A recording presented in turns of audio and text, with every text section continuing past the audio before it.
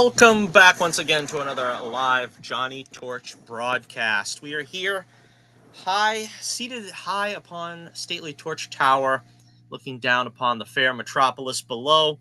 Haven't done a live stream in a couple of weeks. And as we always say here, it's the only way to spend your Saturday here with us on the Johnny Torch program.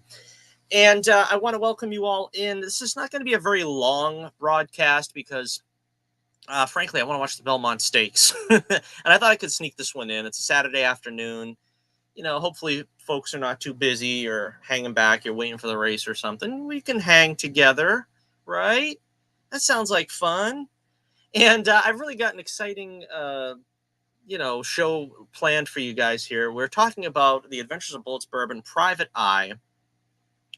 And issue 12 is now, for the most part, ready to go. Let's take a look, if we may, at the cover for this one. We've been hyping this one up.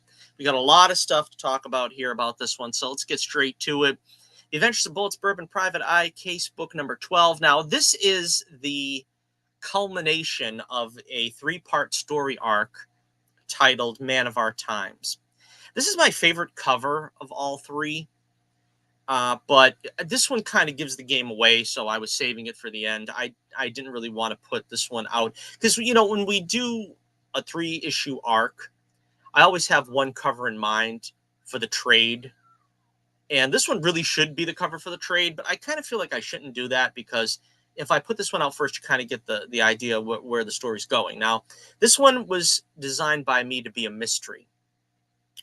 And Pencil Neck's back. You kind of know he's going to be the villain. You know, he starts off, he's released from Lockmore Prison's wing for the criminally insane. And he's, by all accounts, he's going to be a guy that's turned over a leaf. He's going to be a humanitarian. He's a guy that's going to help the city, help Stark City. And Bullets, of course, knows things are not always as they seem. He's very skeptical of Pencil Neck's reform. Of course, Desiree Miller's brought back here. She was in the When the Night Comes, the 3rd story arc. And for those of you who haven't read that one yet, I'll just say that, you know, Bullets is smitten with her. She's sort of the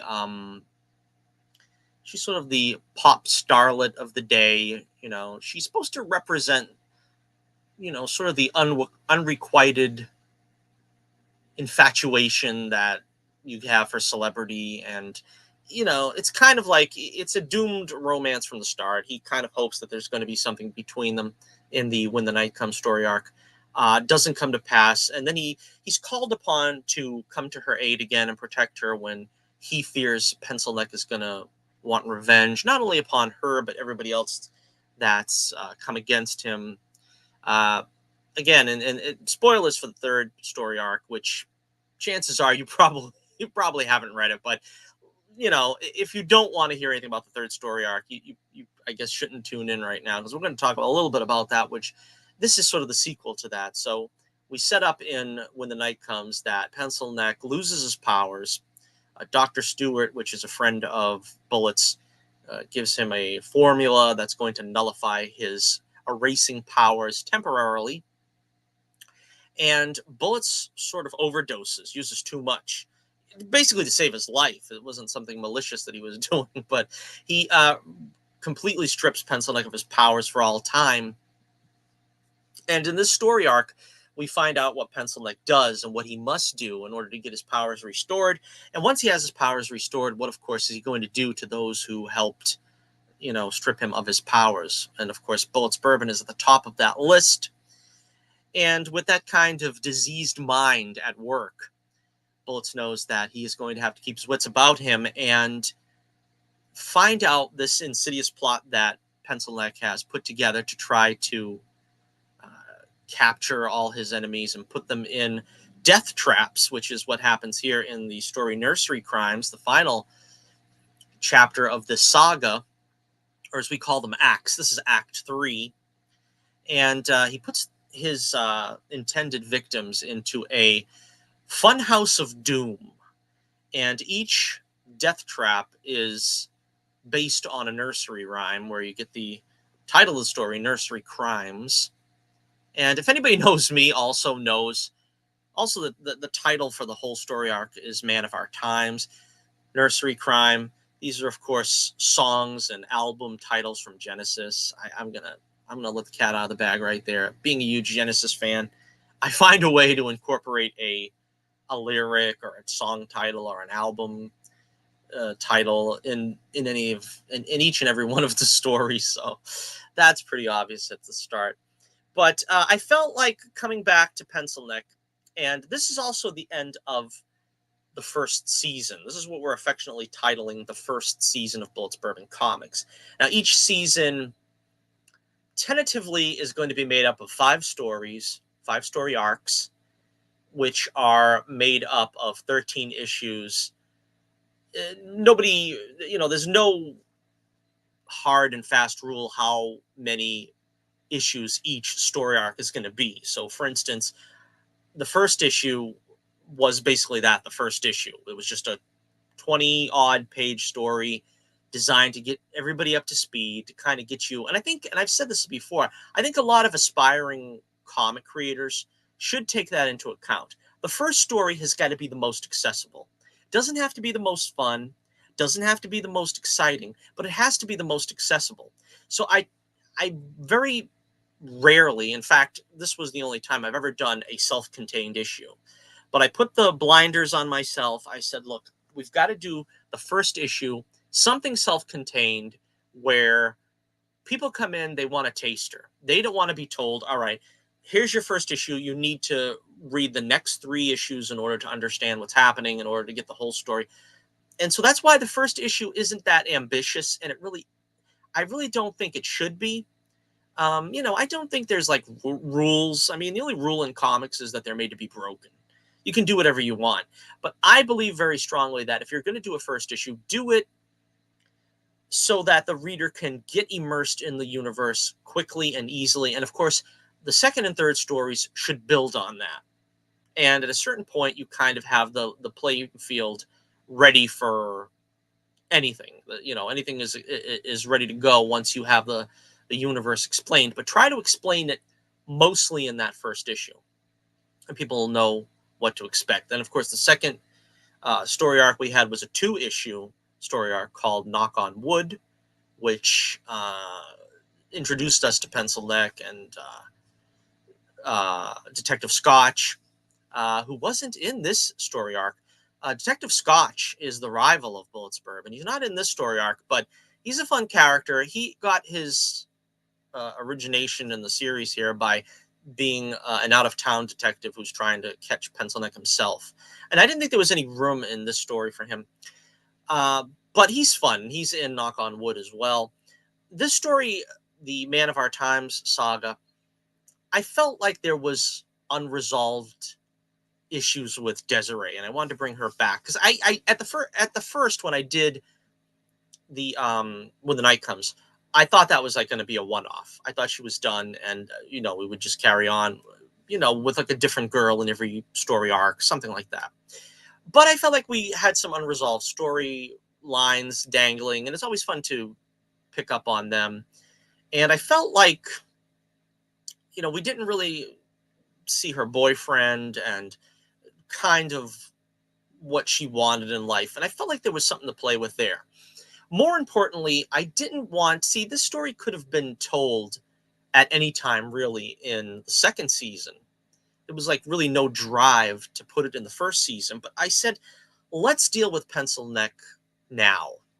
I think that would be the great resolution of the first season, to find out what happened to him. Because at the end of When the Night Comes, he's in a loony bin, basically in a straitjacket. And he's like completely devastated by losing his powers. And what does that do to him? What will he undertake to get those powers back? Now, again, we could do that story at any point, but I felt like while the iron is hot, let's find out what happened to him. Now, because of that, all of the first season pretty much is interchangeable between stories of Carrot Top, which is Bullet's archenemy, Pencil Neck, then back to Carrot Top and Pencil Neck, then just Carrot Top, and then just Pencil Neck. And it did feel like it was that, the oft quoted George Lucas line, it's poetry, it rhymes. And it felt like instead of ending the first season with an all new character, which we're going to give you a glimpse of that at the end of this broadcast, we're going to give you the first look at issue 13. But first, let's talk about this. We had to finish it this way with Pencilneck, and it's interesting because season 1, going into it, it was considering like trying to get everybody immersed in this universe, and I think you kind of need to go that full circle before you can branch out into the next season. So that was another reason why I kind of wanted to hold off on introducing more villains. Now, season 2 is going to be quite different because we're going to have mostly new villains. And a look ahead of that, we have Carrot Top will return, of course, because he's his arch enemy. So you can look to him coming back. Mostly new villains. There will be one other villain or villains that return, but it's not going to be probably who you think for season 2. That's going to be my hint there. And again, like Eric July likes to do these NDAs in his own company. I'm not really ever sure what that means. He's like, well, I got the NDA, and I guess it's a joke. I don't know, but I mean, I'm giving myself NDAs. We're not going to talk about who the villains are too much. We're going to save those to surprise you on a issue by issue basis, but we're going to get to that at the end of this. Another reason why we wanted to do this story, the Man of Our Times arc, is because I felt very strongly we got very heavy with the Family Jewels arc. And as you've seen in the opening, if you've seen the beginning of this video, maybe on the rewatch, you'll see that it's tentatively kind of like it was being touted as the death of Bullets Bourbon. And it was a very heavy story.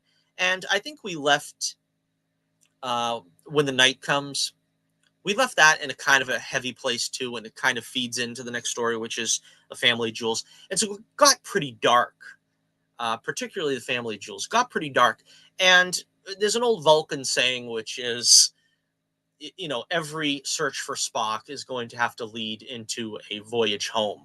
So I wanted to lighten the mood, and I wanted to be able to finish season 1 on a lighthearted story arc. Now, the stakes are very high here too, so I don't want to pretend like this is all fun and games. But I also wanted to focus on Bullets being a detective. We don't really see a lot of that after the first issue, the first story arc. It's kind of more just the typical action adventure story. This, I wanted him to wrestle with a problem. I wanted him to put his detective skills to use. And I wanted him to find out, through clues, through, suspects, sort of, what kind of was going to happen. And, this is kind of a story that, I love tropes and things of that nature. I think a lot of people turn their nose up to tropes. And this is not really the most unique storyline. This is like, I always say, this one is kind of based on the idea of, in Batman, they've used this story 1,000 times. The Penguin is running for mayor. Everybody thinks he's a great guy. Batman knows he's not. What is he going to do to prevent, Gotham City electing this arch criminal fiend to the mayor role? And it's kind of something like that here. It's, he starts off, people think Pencilneck's a villain. He kind of wins them over. He's not running for mayor, but it's like, it's suggested that maybe he'll become chief of police, commissioner of police, or something like that. They want to put him in charge of keeping Stark City safe. He's doing his part to try to keep Stark City safe. So let's give him a public office to do that. And maybe it's commissioner of police. And Bullets has to do this unpopular thing, which is say, I don't trust this guy. I've got a history with him, and I know he doesn't have the city's best interests in mind. And of course, Pencilneck turns to some, criminal sources to try to facilitate all this. Dr. Chrome Dome is a villain that we are introduced to here. And, it's a lot of fun. Let us now that we've kind of got sort of this out of the way. Let's talk about. Let me see if I can put it up on screen here. Let's see. Let's see here. I'm not too good at putting extra pages up. Let's see. I think this will work. Here we go. All right. This is my website. And this is the free preview page. Now, actually, I'll be honest, I didn't do this to my satisfaction. It seemed like it took me a long time just to get it here where it looks pretty good. But these are the free preview pages. If you check my website and the link in the description below. And you'll be brought here to this page too, where it says free preview. Now, this is a page from each issue in the story arc. So the first page here, I'll show you. This is Pencil Neck getting out of prison. We are introduced to and this is a story called, the issue is called Get the Lead Out. Of course, I know nobody has to write to me and tell me that pencils are filled with graphite, but I couldn't resist the pun. So Pencil Neck's let out of prison, get the lead out. Now we're introduced to a character here named Iggy Duke. Duke, again, the Genesis ties there are palpable. And I had to do a lot of work here to learn how to do rain effects, because it's like a very overcast, dark, rainy day here, and Pencil Neck's let out of prison. He has his roughneck bodyguards here, and it's a media circus. And Bullets, of course, here is not too impressed. The people of Stark City, they start off not liking him, as you can see here. A lot of the crowd here. You always got to have a punk. You got to have a punk in the crowd, otherwise it doesn't work. I don't know. It took me back to like when in Batman '89, when the Joker's like doing his thing over the airwaves, and they're like punks just sitting in the, I don't know, in a parking lot, and they're like, wait a minute, turn that up. Did he say we're gonna drop money on the crowd? I don't know. You gotta have a punk in any crowd scene, and so that's what this guy is supposed to be. But that's so funny to me anyway. I don't know about anybody else, but and then you see the look on Bullet's face. He's very suspicious. Pencil Neck gives him a nod as if to say, I knew you're going to be keeping an eye on me. Watch what I do from here. Issue 2, Man of Our Times, the titular issue of the whole arc, introduces a character named Thelma. Thelma, and again, this name came from, I'm trying to give you some behind the scenes in this, because I don't really talk a lot about it, because I feel like you kind of want to be asked these questions, like, where'd you get the idea for this? Where'd you get the idea for that? In lieu of fans, I'm just going to have to say these things. But Thelma was basically inspired by a bunch of different sources. The name came from the Honeymooners episode where Ralph gets a maid, and she's like, she looks like she's, a female arm wrestler or something. But a lot of visual cues here for Thelma. She has like Marge Simpson's hair. She has an outfit like reminiscent of Olive Oil. And the idea is I wanted to draw the homeliest woman imaginable, just as a chore for myself, just as a test to see if I could do it. Because, I always make a joke about like the great, joy of being a cartoonist is drawing the beautiful girls. Well, could I draw the homeliest woman imaginable and draw her in panel after panel, day after day, page after page? And I gave myself that challenge, and I did it. And she becomes Pencil Neck's benefactor. And she also, again, she's got a lot of sources I drew from with her. She's also kind of modeled somewhat on Margaret Dumont from the Marx Brothers. Everything always goes back to the classic comedians with me. And she's sort of, you know, if you close one eye and squint hard, she's sort of the Margaret Dumont surrogate, you know, in this story. She's sort of like this rich dowager that Pencil Neck sort of attaches himself to be able to facilitate his mad plans, because she becomes enamored with him, and that's where he gets his money to do these things and sort of re-innovate the Fun House of Doom. All right, so again, we have Pencil Neck sort of flirting with Desiree. Bullets doesn't like that much, even though he doesn't have a chance. He still doesn't like it. And of course, Bullet's friends, Joe and Chubby, they are also captured, and their lives put at risk in this issue.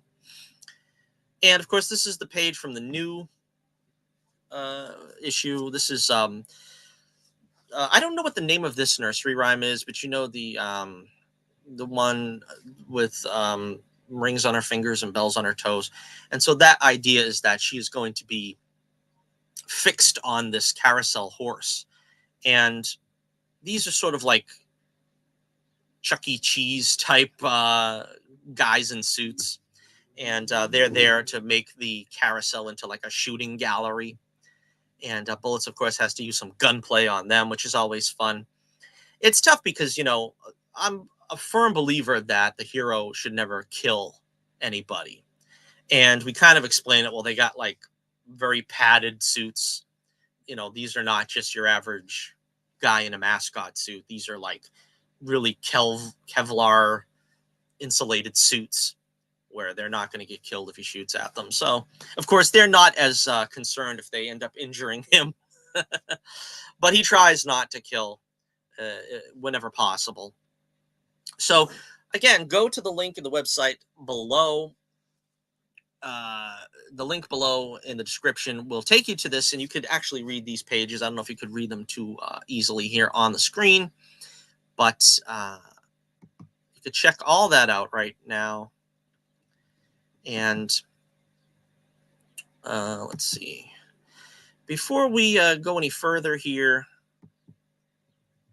let's go back to this. All right. Before we go back to the Nursery Crhymes, let me just do a little more spring cleaning here. And I want to ask everyone to like, share, and subscribe. Our sub count is going down, unfortunately. I think we had like 321 subs, and I'm thankful and just over the moon for every single sub I get. And now we're down to 319. So if you like what we do here and you like the reviews, I try to do a Johnny Torch review as often as possible.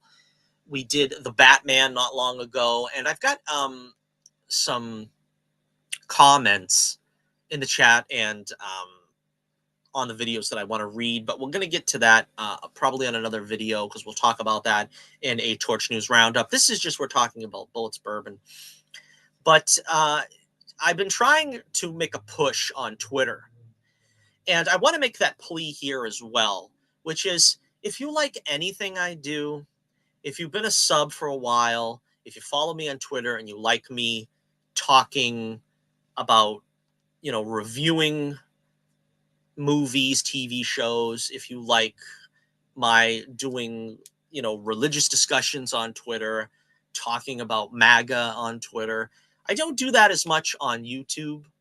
I kind of feel like it's two different genres that I don't really know if it works as well, me getting on YouTube and talking politics and religion, because I kind of feel like we don't have free speech as much on YouTube, and I don't really kind of want to run afoul of that. So it's like I talk, you know, comics, reviews, doing news roundups if it's something that I'm interested in on, you know, because we're going to talk about some of the, we're going to do a separate video talking about some of the stuff coming out. Venom's trailer has been released for Venom 3. We'll talk about that stuff. But whatever you like, please try to patronize the channel. You know, I'm not monetized yet. I don't have enough followers. I don't have enough hours watched. I'm not monetized on Twitter because I don't have enough views or whatever there either. But there's still a way that you can support me, support this channel if you would be so kind. Buy a book, and you can find us on Indie Planet. Again, the link is in the description below for my website, where you can find Indie Planet. You can buy a book there. You can get the digital downloads if you want, also there, if you don't want a physical copy. My philosophy is that the price of the digital download should be the same as the price of the paper hard copy, because you're getting a good deal anyway, because you're getting, free, there's no shipping and handling. So you're getting it without having to pay shipping and handling. So I understand that that is a good discount right there. But if you go to my website, and again, I should probably show my website again on this. If you go to my website, you can find right here. It's the easiest website in the world to navigate. All right, here. We're still celebrating Nursery Crhymes. You can see that right here. We've got Bullets Bulletins, which I do a thing called Johnny's Jukebox, where I play a song. And lately, for the past few years, I've been doing a whole week of a certain band or artist. That's interesting if you want to look at that. The free preview we just showed you, you go here right away. It'll take you right to those 3 pages. You can get a peep at that. The Bullets Bourbon store is in disarray. I haven't fixed it yet. I've got to do this at some point, but you're not going to see much there. Over here on the left, we talk briefly about all the issues and all the story arcs. We got Indie Planet if you want to get a hard copy. You can also get the digital downloads there. This is the link to my YouTube and also Twitter. Also, we've got down here, this is a more recent edition. You can read Bullets Bourbon Comics on Global Comics. Now, if you go here, we've created some bundles. You'll be able to get all the books that I've created on Global Comics, which means you could read them if you're a member of Global Comics. There is a paywall, but there are 2 free, well, technically there's 4 free preview pages, but that's also counting, the cover and usually the, what I call the previously on page. So it's basically 2 story pages, and there are 2 story pages that are different from the free preview page that I put up here. So you're going to get some new pages as well. They're free to read as a taster. Not too many people. Now, a lot of people are like, they believe, well, let's put the, 1 book out or half the book out and let people. I believe firmly, like, you should, never do nothing for free, as the Joker says. If you're good at something, never do it for free. I kind of am a stickler for that. Like, I feel like I'm doing videos for free. I'm doing tweets for free. My life's work really shouldn't be free. So if you enjoy what I do, drop a couple bucks. I know there's like a lot of things like GoFundMe, Patreon, buy me a coffee.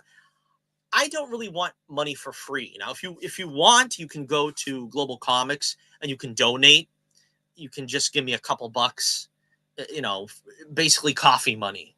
Very easy to do. But I want to give you a product. It's very simple. If you want, I don't want money for nothing. I'm trying to give you guys some entertainment. Hopefully you'll enjoy it. I think you may. And I've been pushing this on Twitter by doing like, crazy ads, amusing ads that I think are going to not be just the typical, like I always do, showing the videos and the covers and be like, please try it out. I want to see if maybe I can get you guys interested enough to say, look, I like what he does. I like the videos. I'm a member of the channel. I follow the channel. I subscribe to the channel. Let me see if I could try out one of these books. That's all I ask.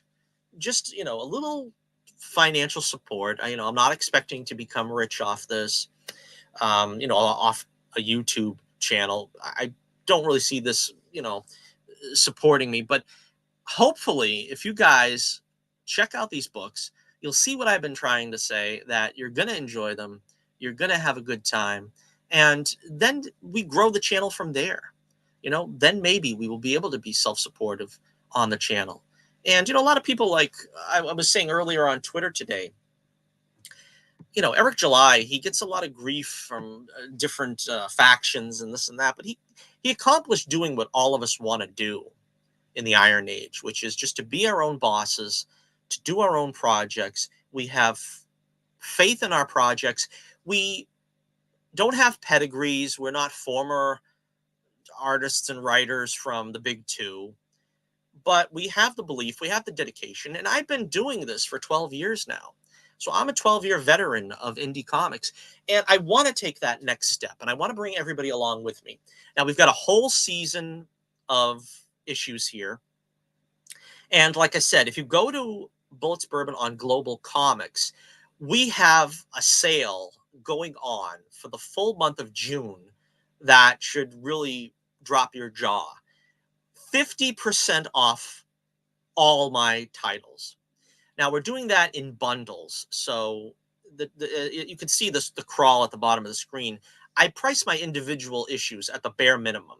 So no matter how many pages are in it, it's going to be $4, which means some of the books I don't make very much of a profit. Other books I make a pittance, but a decent profit. So in this case, 50% off bundles, you're getting a steal. I think we've got them managed. Let me see. As a matter of fact, I can just look at the bundles right here and see what's going on. Let's see. I will change the screen so we can look at this together.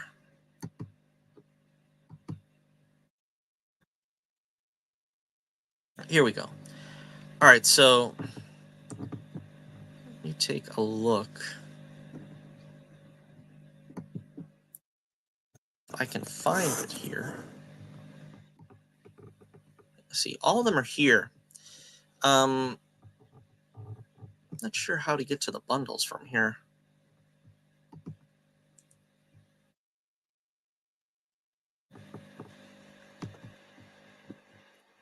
See, here's the right here, the donate now button. The donation here will make you a top guy in my book. All right, see, monthly goal, $3. That's all I'm asking. Not asking for very much. If you can get $3 a month to me, just for watching the channel, enjoying the reviews, picking up a book, that's great. Also, let's see. Oh, wait a minute. The downloads, let's see. No, the bundles. That's what I was looking for. All right. The bundles here. The Family Jewels arc. 65 pages you're getting. $7.77. What kind of number is that? That is good luck. That's a steal. We've got 35% off. Did I say 50% off before? That's my mistake. That was the last sale. That's what I was thinking of. All right. That is for the Family Jewels arc, the one where Bullets almost, we can't say he faces his death because everybody knows there was another story arc after that. But $7.77. The trilogy collection. This is 128 pages, $12.34. This is, you get the first 3 stories. You get the introduction to Carrot Top, the introduction to Pencil Neck, and also the introduction to Sour Note in the Team Up episode. So you're getting 3 complete story arcs right there. We've got our new story arc here, the Man of Our Times arc, 61 pages, $7.77.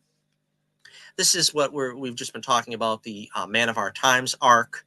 You get all 3 issues here. And finally, this is something that excites me to no end, the Bullets Bourbon Season 1 Omnibus. Now, you can get everything I've ever written, the complete Megillah, the Mammy Jamma of the whole Bullets Bourbon universe. You get Season 1, 254 pages for $27.88. Now, that is a steal. You can read everything up to now that I've created in the Bullets Bourbon universe, the Season 1 Omnibus.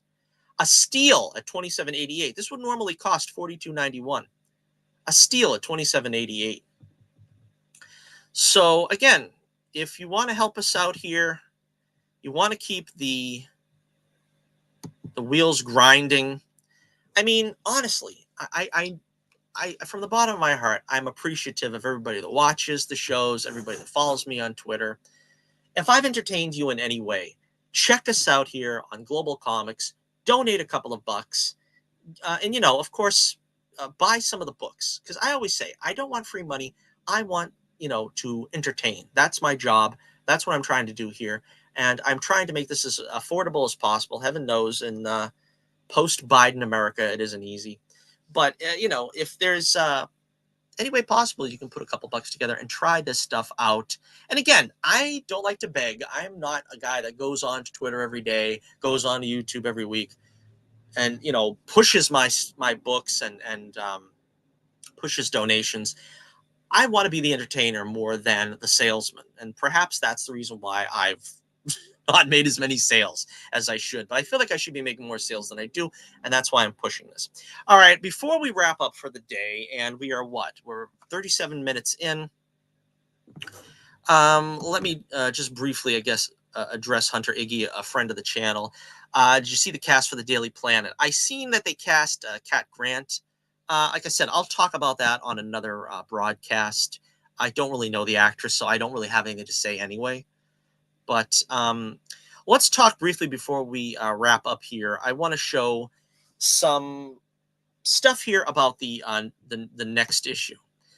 First off, we have been building up to the new villain for season two's debut issue. He's going to be in the first story arc, and we've been building him up here. Let's take a look at the General. We've been talking about him for some time, and I made some clips over the past 2 years to get people excited about it, and see if we can refresh your memory with this.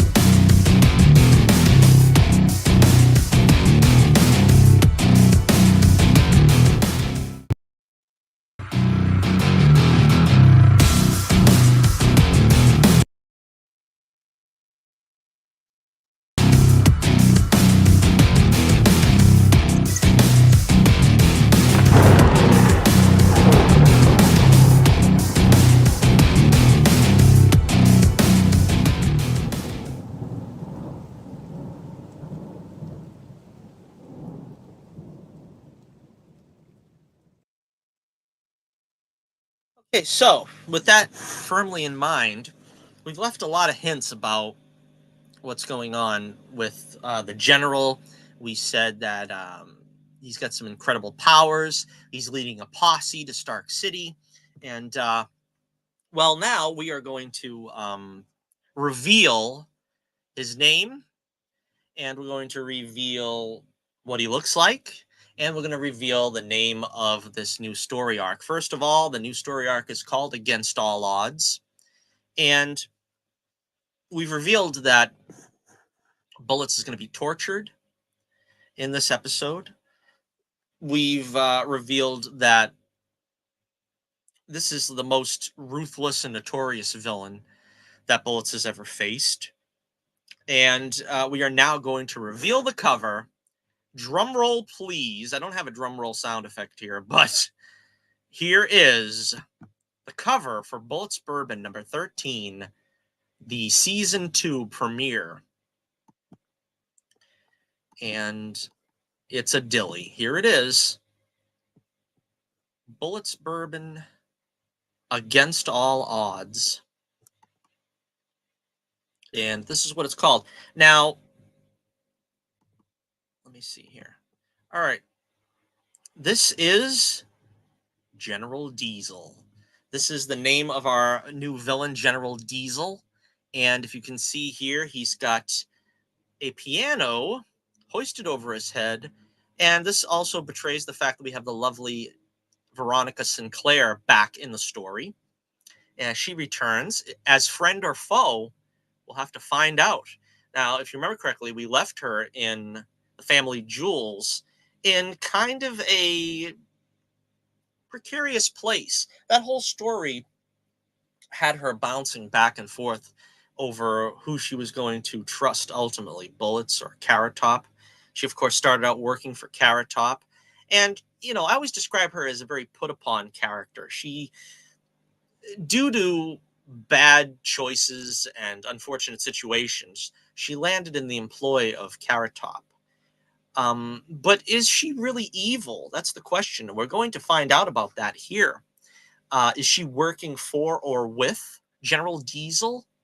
Well, we'll have to find that out too. And Bullets, of course, he kind of doesn't look too well for wear here, if you notice here. And that could have something to do with the torture we were talking about. This is the battery pack. This is his posse that he brought from the sovereign nation of Batonia to take on Stark City and set up his new rule here. And I said on Twitter, you know, basically the story of General Diesel is he's a communist. You know what I mean? They want to take over the country, and the inspirations for him were basically General Zod, Khan Noonien Singh, Bane, particularly from The Dark Knight Rises, and a little bit of Ivan Drago thrown in there as well. And you know, the idea is that he has unusually, unusual strength. He has the strength of many men. I don't know if it's ever been tested. We're going to find out against Bullets Bourbon. And the idea too is that he and his posse were genetically altered and modified, and that's why they have this excessive strength. And sort of in the same line as Khan, it's like excessive, a superior strength and superior intellect breeds superior ambition. And so they're ready to take their act to Stark City and just rule, basically to rule. That's all he wants. And they figure Stark City is a good place to set up. They have some contacts there. We'll get to that in the story. Again, we're not gonna tip our hand entirely here. And I'm really excited about this issue. This is one of my favorite stories. I know I probably say that a lot because I love all the stories I've written. I mean, you have to have a connection to the stories.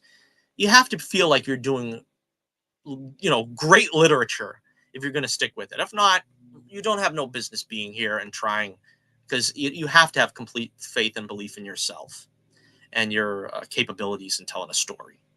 And this one, Act 1, is titled Robbery, Assault, and Battery. Again, in jokes abound there. I like this new outfit that Veronica's wearing. You're going to have to see the issue for yourself to really appreciate that. And a different hairstyle for her, too. Very interesting. And also here, there's this very large jewel on the table that might have something to do with the plot. Again, we'll elucidate on that at another time. But yeah, this is a really exciting stuff, and I think I'll also we've got General Diesel here. Let's say the names of the battery pack. This is Cecil, 9-volt. This is AA and AAA, and you're going to find some very interesting. There's some interesting stuff going on here. He's drooling some weird substance. You're going to find out some very interesting characteristics with these guys, all of them. They all have some very peculiar tendencies, some very idiosyncratic tics that go with being genetically engineered. So that's going to be fun to look at, too. So this is really exciting. I'm really looking forward to doing this book. Honestly, right now, I'm having trouble. And it seems like it's always the way with this, because I usually, back in the day at least, could crank out an issue within 6 months. Being the only person doing it, I could get an issue out within 6 months, being the only hand on deck. The problem is I go into Staples because around here, that's the choice place that can reduce 14 by 17 pages. I guess that's to the standard size so I can get them into my printer. And I got the runaround, I got blown off by 2 different Staples at least 4 times. And it's becoming a pain because I can't keep just jaunting down there for them to say, I'm the only one here, and I have so much work backed up on me, and you have to leave your work there, which I refuse to do. And it's become a real problem. I should be ready to work on this already, but I can't do any of it now because I'm waiting to get the pages reduced so I can put them into the scanner and get them ready to go. But I'm gonna start looking into maybe local places. If I can find a local print shop that will do something like this for me. It's kind of tough. I don't think the pickings are the pickings are kind of slim, let's put it that way, around here, but I'll see what I can do, and we're going to try to get this baby out as soon as possible. And it's going to be really exciting. Trust me. This is going to be a great story. One of my favorite stories, as I said.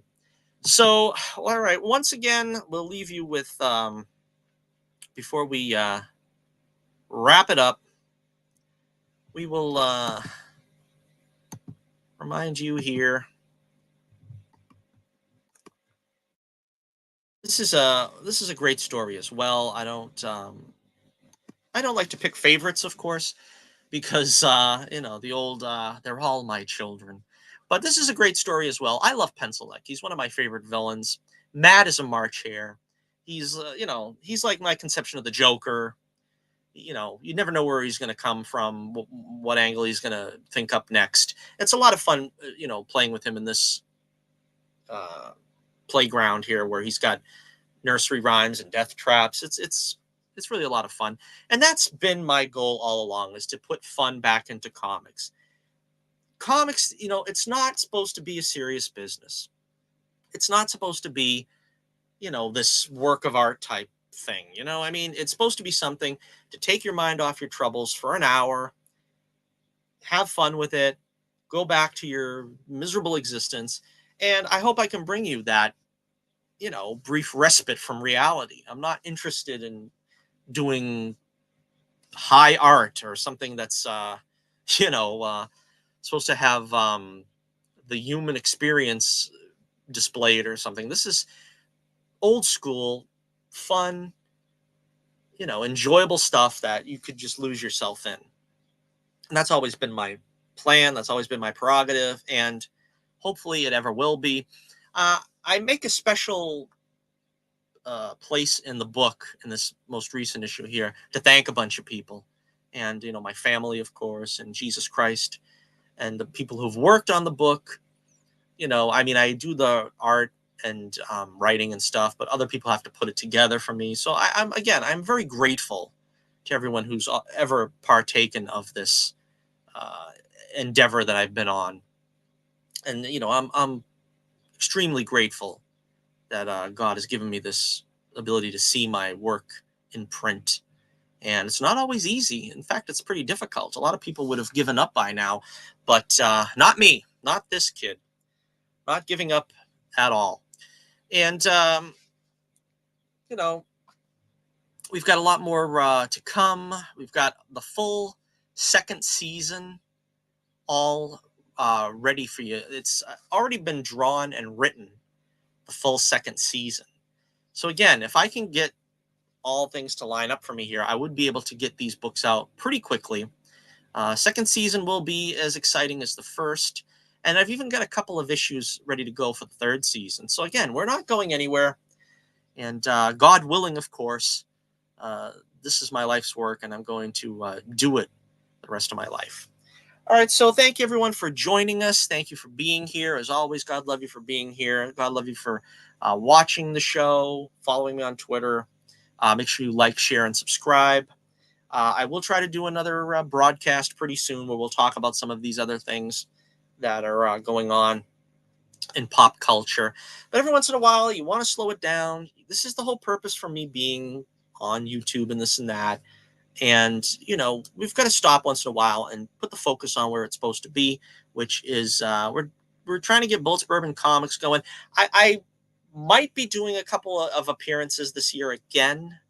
Again, they're going to be small venues. I don't think I'm going to be doing any more Comic Cons in the near future. Someday, maybe I could afford them again.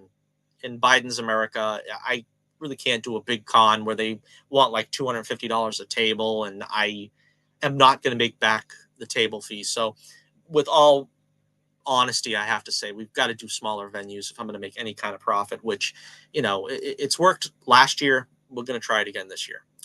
All right, so until next we meet, this is Johnny Torch reminding you once again, keep the flame burning brightly, and I'll be with you again real soon.